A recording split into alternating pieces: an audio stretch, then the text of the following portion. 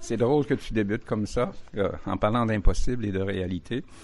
Effectivement, à un âge relativement avancé, je me suis effondré sur un court de tennis en donnant mon service. Après avoir utilisé ce corps d'une façon assez alicière à peu près toute ma vie dans les niveaux sportifs et tout ça, et bien tout en menant une carrière à la fois scientifique et aussi dans le domaine des affaires. Eh bien, après m'avoir effondré, ça a pris quelque temps déjà pour qu'ils puissent définir exactement ce qui s'était passé. Et ils se sont aperçus que les deux vertèbres se touchaient entre C5 et C6. Et à ce moment-là, ça voulait dire que je n'avais plus de cartilage. Donc, les os se sont touchés, mais c'est le blackout complet à ce moment-là. Et puis, ça a été réellement, disons, ce qui s'est passé, c'était la fin de ma vie. Dans le sens que je menais une carrière d'affaires, je menais une carrière sportive, et les deux se sont terminés à ce moment-là. Donc, ça veut dire que il a fallu me reconstituer et dans un bon esprit judéo-chrétien, j'ai accepté ce qui se passait. Et puis, par la suite, eh bien, comme j'étais aussi un très gros mangeur, mais que j'avais beaucoup d'activité physique, eh bien, une partie s'est terminée, l'autre partie s'est amplifiée. Donc, ça veut dire que j'ai pris du poids d'une façon importante et je me suis rendu à peu près à 97 kilos, avec ce que ça peut vouloir dire au niveau des comorbidités associées à l'obésité et à la surcharge pondérale. C'était le lot de ma vie pendant 7 ans, jusqu'en mai 2006, où une de mes amies voulait que je m'introduise dans son réseau de compléments alimentaires. Et à ce moment-là, elle me dit « Dominique, tu n'es plus que l'ombre de ce que tu étais. » Elle n'avait pas besoin de me le dire, je le savais très bien, mais j'acceptais ce qu'il y en était. J'avais mené une belle vie, j'avais réalisé la quasi-totalité de mes rêves. Même plusieurs des rêves auxquels je n'avais jamais rêvé se sont réalisés. J'avais une belle famille, 4 enfants, des petits-enfants et tout ça, et je profitais de la vie de cette façon-là, tout en continuant mon petit bonhomme de chemin. Et c'est là que, comme je l'ai envoyé paître assez allègrement, elle m'a laissé quelques livres. Et un de ces livres-là a été écrit par le Dr. Myron Wentz, qui était relativement du même âge que moi. Moi j'ai fait mes études doctorales au MIT à Boston, lui il les a fait dans une université ailleurs.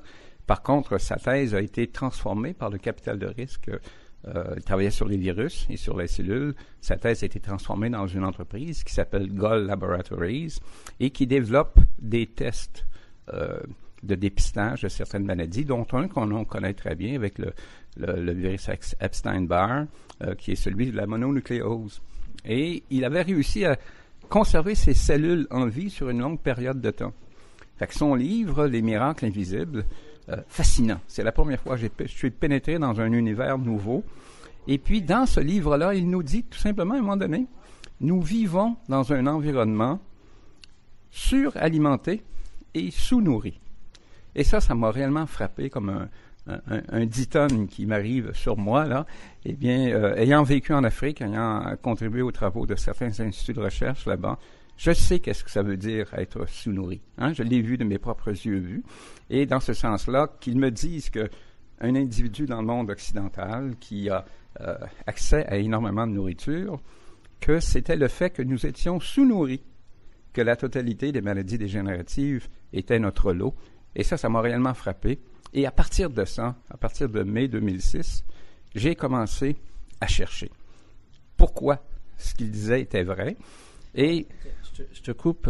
Tu veux dire que tu es en train de dire que le problème qui t'est arrivé à tes vertèbres était lié au fait que tu étais sous-nourri? Bon, disons qu'il y avait l'usure réelle dans tout ça. Mais ce qu'il arrive aussi, c'est que l'ensemble de notre corps fonctionne d'une façon très, très systématique, très, très ordonnée. Il y a des mécanismes qui sont liés au vieillissement, des mécanismes qui sont liés à la logique, mais ça veut dire que si tu fais en sorte de bien nourrir tes cellules, où qu'elles se situent dans ton corps, quelle que soit l'intégration dans les organes qu'elles puissent atteindre, tu vas faire en sorte de te réjuvénérer. Tu vas faire en sorte de te partir d'une situation où tu es non fonctionnel et tu pourras, à travers une certaine réversibilité, réatteindre un certain niveau de fonctionnement. C'est ce que tu as fait. C'est ce que j'ai vécu dans mon corps sans le savoir.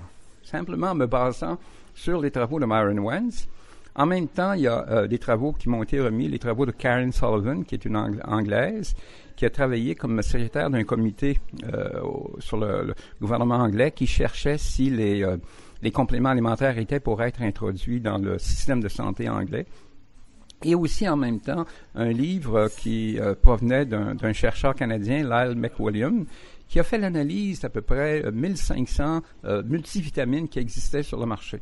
Fait qu'en potassant tous ces livres-là, je me suis dit, si c'est vrai ce qui se dit dans ça, ça me prend un changement dans mon attitude à la vie, ça me prend un changement dans mon alimentation et ça prend tel type de complément alimentaire.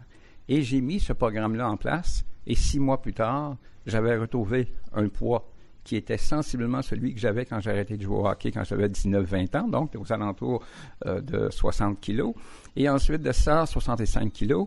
Et puis, l'ensemble des phénomènes que j'avais observés sur le plan des maladies dégénératives, parlons de gouttes, parlons d'hypertension, d'hypercholestérolémie et de quelques autres, dont je vais taire le nom ici, eh bien, je suis redevenu un être fonctionnel.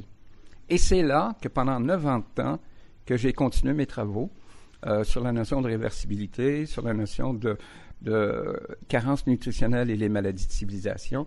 Et c'est là que ça m'était possible de définir des critères sur le plan qui nous définissent sur le plan l'âge biologique et l'âge chronologique. Même si on augmente en années, on s'aperçoit que c'est possible, si on nourrit très bien nos cellules, de maintenir un âge biologique relativement plus jeune.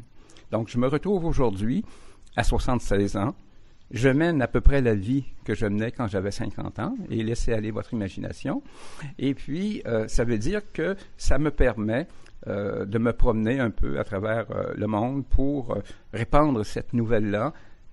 Arrêtez de trop manger, manger les bons aliments au bon moment, manger avec plaisir, préparez-les de la bonne façon, nourrissez vos cellules et vous allez retrouver une certaine qualité de vie.